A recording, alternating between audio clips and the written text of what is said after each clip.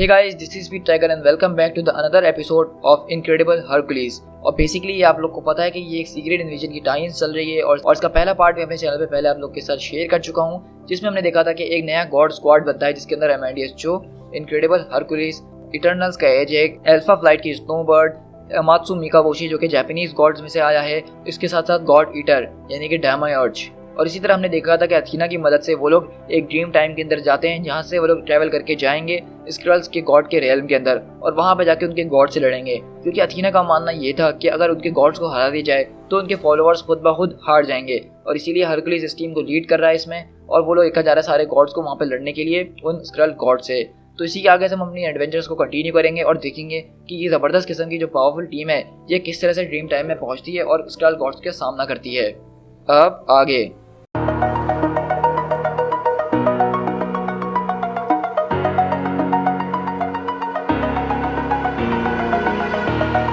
over the edge, feel like I'm floating through the air.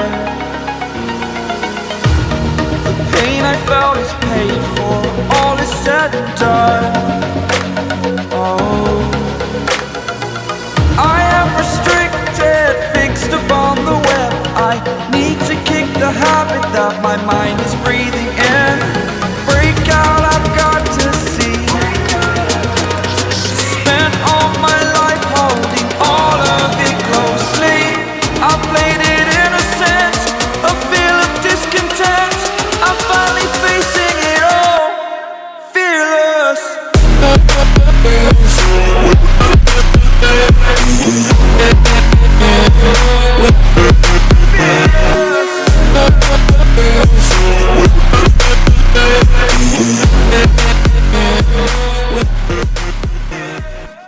यहाँ से हम basically देख रहे होते हैं कि एजेक हमें बता रहा होता है और वो बोलता है कि अगर तुम किसी चीज़ को कम्प्लीटली डिस्ट्रॉय करना चाहते हो तो सिर्फ लोगों को नहीं बल्कि उनके ख्वाबों को भी चकनाचूर कर दो। और स्क्रल्स ऐसे लोग हैं जो कि सिर्फ रेसेस को कॉन्क्यूर नहीं बल्कि उनको कंज्यूम कर लेते हैं। उनकी हर एक किताब के अंदर, हर एक महल के अंदर, हर एक किले के अंदर कैलिबन द इटर्नल उसकी हर एक लाइन लिखी गई है और दूसरी तरफ हर एक मज़ार के अंदर स्लिगर्ड ऑफ इन्फिनाइट नेम्स उसके नाम हर जगह लिए जाते हैं। उनकी मूर्तियाँ, उनके पुतले बनाए हुए हैं जिसको ये स्क्रल्स के लोग पूछते हैं। उनकी कही हुई बात वो ऐसे लिख दी जाती है जैसे पत्थर की लकीर।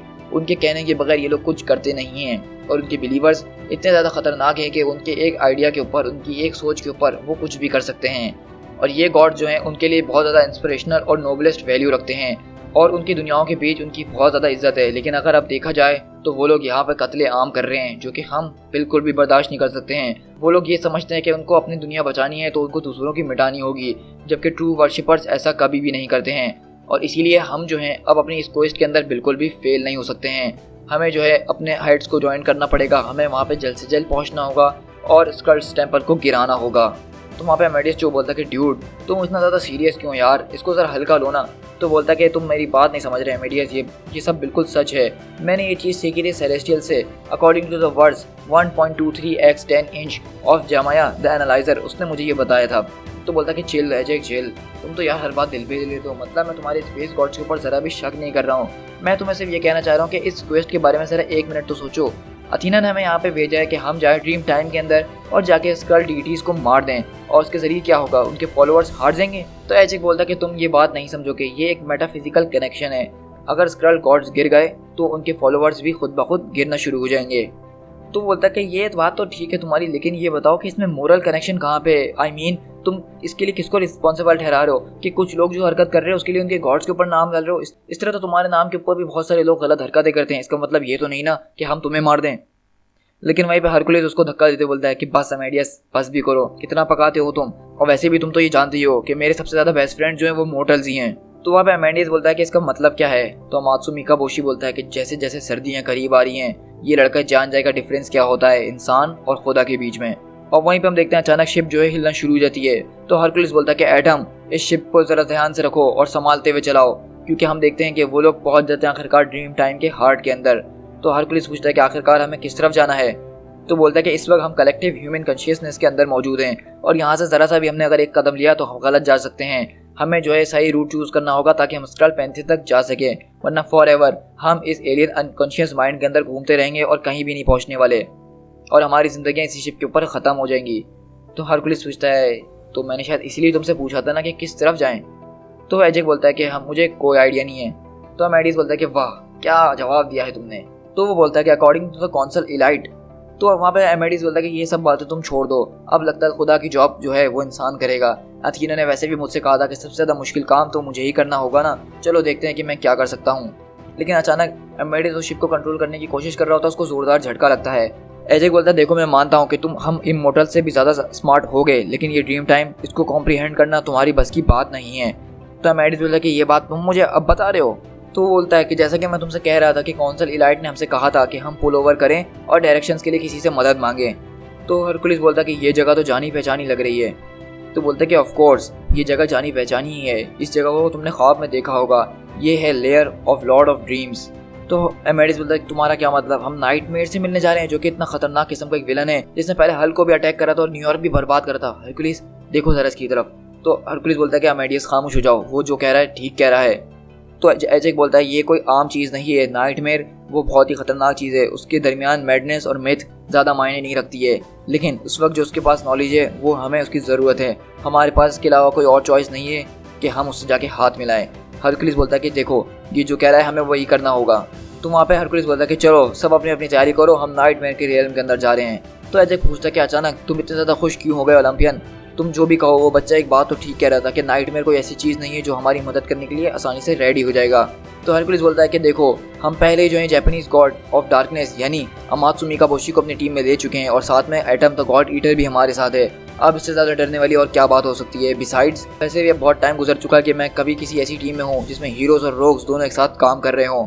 मैं इससे पहले लास्ट टाइम जब ऐसा हुआ था तो मैं आर्गो शिप के ऊपर था जब हम दुश्मन और दोस्त एक साथ मिलकर काम कर रहे थे, लेकिन तुम एजेक तुम जो हो यहाँ पे बहुत ज़्यादा घबराए हुए लग रहे हो, तुम इस तरह की बातें करते हो, तुम्हारे पास जैसे विजडम बहुत हो लेकिन डर भी तुम्हारे अंदर बहुत है। तो एजेक बोलता है कि मैं इसको एक कॉम्प्लीमेंट की तरह लेना चाहूँगा। और इसी तरह हम लोग देखते हैं कि वो लोग टीम टाइम की तरफ यानी नाइटमेयर की रियल्म के लिए बढ़ रहे होते हैं। और वहीं पर अचानक देखते हैं स्नोबर्ड आती है उसकी डॉग के पास और बोलती है कि इतना खूबसूरत कुत्ता, इसका नाम क्या है। तो बोलता है किर्बी, और हमने ये शॉर्ट फॉर्म पे रखा है सेरेबस के, जो कि हेडिस का कुत्ता है जिसके 3 सर होते हैं। तो बोलता है कि बिल्कुल इसी वजह से मैंने इसका ये नाम रखा है। तो वो बोलती है कि ये एक किस्म का प्रोटेक्टर है क्योंकि मैं जितने भी इस तरह के कुत्तों को जानती हूँ वो तो ट्रिक्स्टर होते हैं। तो अमेडिस बोलता है कि तुम्हारा मतलब क्या है। तो बोलती है देखो अब तक हरकुलिस जो भी करने की कोशिश कर रहा था, जो कुछ भी उसको लाजमी करना था, तुमने हमेशा उसको उसमें रोकने की कोशिश करी है। तो अमेडिस बोलता है कि तुम्हारा क्या मतलब है, तुम जो हो एक शेप शिफ्टर हो, अमात्सु मिकाबोशी और एटम तुम तीनों ही शेप शिफ्टर हो और तुम लोग मुझ पे यानी इस कुत्ते के ऊपर शक कर रहे हो कि हम लोग स्क्रल वाली हरकतें कर रहे हैं, जबकि शेप शिफ्ट करना वो तुम लोगों की एबिलिटीज़ है। इसी तरह हम लोग यहाँ पे देखते हैं कि स्नोबर्ड और अमेडिस के बीच थोड़ी सी बहस शुरू हो जाती है कि उसको शक हो रहा होता है इसका कुत्ता जो है वो स्क्रल है। तो अमेडिस बोलता है कि देखो हमें यहाँ पे आपस में लड़ने की ज़रूरत नहीं है, सिर्फ मिकाबोशी ऐसा है जिसके ऊपर हमें नज़र रखनी चाहिए, तुम जानती हो कि ऐसा क्यों। लेकिन अचानक हम देखते हैं कि वहाँ पे आवाज़ आती है कि इमोर्टल्स वेलकम, मैं तो सिर्फ तुम लोगों के बारे में ख्वाब देख रहा था। तो हरकुलिस बोलता है कि ग्रीटिंग्स लॉर्ड ऑफ ड्रीम, हम यहाँ पे आए हैं। और वो बोलता है कि मैं जानता हूँ कि तुम लोग यहाँ पे क्यों आए हो, तुम लोग एक क्वेस्ट के ऊपर निकले हुए हो। इस लड़के की थॉट्स, ये लड़का जब सो रहा था तो मैंने इसका दिमाग छान लिया था और मैं जानता हूँ कि तुम लोग यहाँ पे क्यों आ रहे थे। तो अमेडिस बोलता है कि ले भाई, और वो अपनी बात कंटिन्यू करते हुए बोलता है कि जाहिर सी बात है कि मेरी इन्फिनाइट लाइब्रेरी के अंदर वो चार्ट मौजूद है जो कि तुम्हें रियल्म ऑफ स्क्रल्स गॉड के पास ले जाए। ड्रीमर्स यहाँ पे आते हैं कुछ नक्शे ढूंढने के लिए और सारे नक्शे मेरे पास मौजूद होते हैं टाइम टू टाइम। मैं सिर्फ तुमसे जो हूँ कुछ रिटर्न में मांगना चाहता हूँ, तुम्हारा डर। तो हरकुलिस बोलता है कि ये एक बात ध्यान में रखना नाइटमेयर कि हम तुम्हारी कोई यूजुअल प्रे नहीं है, हम लोग गॉड्स हैं, हमें डराने से पहले ऐसा ना हो कि तुम्हारी खुद फट के 4 हो जाए। तो बोलता है कि नहीं ऐसी बात नहीं है प्रिंस ऑफ पावर, लेकिन मुझे पूरा यकीन है कि तुम गॉड्स को भी कोई ना कोई चीज़ तो ज़रूर डराती ही होगी, और यही सिर्फ मैं जानना चाहता हूँ कि वो कौन सी चीज़ है जो तुम्हें सबसे ज़्यादा डराती है, जिससे तुम डर के भागते हो, जिसका नाम भी लेना तुम नहीं चाहते हो। और ये एक ऐसी क्यूरियोसिटी है जिसको मैं जल्द से जल्द पूरा करना चाहता हूँ। तो स्नोबर्ड बोलती है कि मुझे नहीं लगता हरकुलिस कि इसके अलावा हमारे पास कोई और चॉइस है। तो अमेडिस बोलता है कि रियली, मतलब सच में ये एक बहुत बुरा आइडिया है, मेरी मानो तुम लोग। और इसी तरह देखते हैं कि वहाँ पे नाइटमेयर की एक मशीन तैयार हो रही होती है जो कि इनके नाइटमेयर्स को देखने वाली होती है। हरकुलिस बोलता है कि बस बहुत हो गया, ठीक है नाइटमेयर, अगर तुम हमारी मदद करोगे तो मैं तुम्हारी बात मानने के लिए तैयार हूँ, लेकिन ये जल्द से जल्द करना, हमारे पास ज़्यादा वक्त नहीं है। और इस तरह वो एक डिवाइस होती है जो कि उन सबके मुंह के ऊपर आके लग जाती है। और इस तरह हम लोग पुराने एक शिफ्ट होते हैं 1200 BC के अंदर, जहाँ पे हरकुलिस जो है कुछ पुराने लोगों के साथ होता है और नाइटमेयर बोलता है तो ये वो चीज़ है जहाँ से तुम्हारा डर शुरू हुआ था, लायन ऑफ ओलंपस। बोलता है कि तुमने जो है अपने दोस्त यानी जैसन को एक मिशन दिया था आर्गो के ऊपर, और वो तुम हार गए थे और इस चीज़ का गम तुम्हें सारी ज़िंदगी रहेगा। और इस तरह हम लोग देखते हैं कि बेसिकली वो लोग हरकुलिस की पुरानी कहानी सुना रहे होते हैं, जहाँ पे वो एक मिशन पे आए हुए होते हैं एक लड़के के साथ। लेकिन अचानक जब वो लड़का समंदर के किनारे जाता है तो वहाँ पे एक डीटी यानी गॉडेस आती है और उसको वो अपने वश में करके वहाँ से ले जाती है। लेकिन हरकुलिस जो है उसके बहुत ज़्यादा क्लोज होता है और उसको पूरी रात पूरा दिन ढूंढता रहता है वहाँ पे कि कब उसको वो मिलेगा। लेकिन आखिरकार इतने दिनों के ढूंढने के बाद भी हरकुलिस को वो लड़का नहीं मिलता है। और इसकी वजह से होता ही है कि जिस जहाज़ में जिस मिशन पे वो लोग आए हुए होते हैं वो लोग हरकुलिस और उस लड़के को वहीं छोड़ के चले जाते हैं, जिसकी वजह से ये हरकुलिस के लिए एक बहुत इंपॉर्टेंट मिशन था और इसका डर इसको अब सारी ज़िंदगी रहता है कि उसने वो चीज़ नहीं देखी जो उसको देखनी थी इस मिशन के ऊपर। और इस तरह नाइटमेयर बोलता है कि वाह, तुम्हारा फियर तो सच में बहुत ज़बरदस्त था गॉड। तो एमेडिस बोलता है कि सच में क्या ये तुम्हारा डिनर है? तो बोलता है कि नहीं, ये सिर्फ मेरी पावर्स है और उसको मुझे जमा करना ज़रूरी है ताकि मैं और लोगों के और ह्यूमंस की दिमाग में जो नाइटमेयर डाल सकूं, उनको डरा सकूं, उनको सोने ना दूं। और इस तरह वो जो है एक एक करके सबके पास जा रहा होता है। लेकिन एमेडियस दूसरी तरफ वो हरकुलिस को इसके वश से बाहर निकालने की कोशिश कर रहा होता है और बोलता है कि हरकुलिस बस बहुत हो गया, उठ भी जाओ, ये सब पुरानी बातें हो गई हैं। लेकिन वहीं पे जो है नाइटमेयर उसकी तरफ इशारा करता है, बोलता है कि बहुत बुरी बात है, तो मैं तो ज़रा से भी मैनर्स नहीं हैं। और इस तरह एमेडियस के ऊपर भी जो है अपनी मशीन लगाता है ताकि उसका भी वो देख सके कि नाइटमेयर क्या है, उसका डर क्या है। तो वो नाइटमेयर बोलता है कि तुम्हारी फैमिली को मार दिया गया था, तुम्हारे हीरो को धोखा दिया गया था, तुम्हारे जो पपी था उसकी बहुत बुरी हालत हो गई थी, तुम्हारे बेस्ट फ्रेंड्स डूम्ड हो चुके थे। और जब तुमने अपना दिमाग चलाने की कोशिश करी, सारे नंबर्स को चलाने की कोशिश करी, हर एक ट्रेजेक्टरी, हर एक वेरिएबल को कोशिश करी जानने की, तो तुम्हें ये रियलाइज़ हुआ कि इस सब में सिर्फ तुम्हारी ही गलती थी। और इस तरह वहाँ पे वो जो है उसके वश में आ गया होता है और बोलता है कि मुझे बहुत बुरा लगा एमेडियस कि तुम्हारा खुद का डर जो है वो तुम्हारी अपनी गलती है, इससे मुझे बहुत पावर मिलने वाली है आज। और वहाँ पे स्नोबर्ड की तरफ शिफ्ट होते हैं और उसका बेसिकली डर ये होता है कि जब वो माइकल पॉइंटर नाम का आदमी आया था जिसने पूरी अल्फा फ्लाइट को ख़त्म कर दिया था, तो उसका बेसिकली डर यही था कि उसने सारे अपने कॉमरेड्स को उस जंग के अंदर खो दिया और वो किसी एक को भी नहीं बचा पाई थी। और ये बात इसके दिल में एक अफसोस की तरह है। और वो जाता है एटम की तरफ जो कि एक एल्डर गॉड है और गॉड ईटर है और बोलता है कि वाह, ये देखना काफ़ी इंटरेस्टिंग होगा कि एक एल्डर गॉड जो जब सोता होगा तो उसके ख्वाब में क्या चीज़ उसको आके डराती होगी, उसका डर आखिरकार होगा तो क्या होगा। और बेसिकली हम लोग देखते हैं कि एटम का जो डर होता है, खौफ होता है, वो होता है इटर्निटी, जो कि एक कॉस्मिक एंटिटी है जिसके बारे में आप सब जानते हैं। बेसिकली गॉड ईटर जो है उसका मकसद ये है कि जब पूरी दुनिया का अंत हो जाएगा तो जो बचे कुछ गॉड्स होंगे इस दुनिया के अंदर, एटम सूरज के अंदर जो रहता है वो वहाँ से निकलेगा और इन गॉड्स को ख़त्म कर देगा, मतलब खा जाएगा। इटर्निटी उसका डर इसीलिए क्योंकि जब तक इटर्निटी है मतलब ये दुनिया चल रही है, टाइम स्पेस कंटिन्यू है, तो सबसे ख़तरनाक डर उसका वही है कि जब तक ये कायम है वो वापसी इस दुनिया में नहीं लौट कर आ सकता है। तो ये बेसिकली इसका डर है। और वहाँ पे हम अमात्सु मिकाबोशी की तरफ शिफ्ट होते हैं। जब वो उसका डर देखने के लिए जा रहा होता है तो बोलता है कि वाह, तुम्हारा ड्रीम जो है वो एक स्वीट डेजर्ट की तरह काम करेगा। आज खाना तो बहुत खा लिया, अब मीठा खाने का वक्त आ गया है। लेकिन हम देखते हैं कि जैसे ही वो अमात्सु मिकाबोशी की तरफ बढ़ता है तो अचानक उसकी गर्दन जो है धड़ से अलग होती है और नीचे गिर जाती है ज़मीन पे। तो नाइटमेयर बोलता है कि नहीं, ये तो नहीं हो सकता, ये क्या हो रहा है। लेकिन अचानक हम देखते हैं कि वहाँ पे वो जो डॉग होता है कोयोटी, वो ज़ोर से चिल्लाना शुरू कर देता है इन सबको देख के। और हरकुलिस उसकी आवाज़ सुनता है तो जो उसकी मशीन होती है उससे ब्रेक फ्री करता है और वो बोलता है नाइटमेयर कि वेट, हमारे बीच एक डील हुई थी। लेकिन हरकुलिस बोलता है कि आई फकिंग हेट मैजिक, और वो नाइटमेयर को बहुत ज़ोरदार पंच मारता है और उसको उड़ा के फेंकता है। लेकिन वहाँ पर नाइटमेयर बोलता है कि तुम्हारी अब खैर नहीं है, तुम्हारा पूरा पैंथियन मरेगा कुत्ते की तरह, क्योंकि आज तक किसी की हिम्मत नहीं हुई कि ड्रीम लॉर्ड को उसके अपने किंगडम के ऊपर किसी ने हाथ उठाया हो। मैं दुआ करता हूँ कि ये स्क्रल्स तुम्हारी दुनिया को तहस नहस कर दें, उससे तुम्हारे दिलों के अंदर जितने भी ख्वाब हैं उन सबको मैं आज तुम्हारे सामने समन करता हूँ।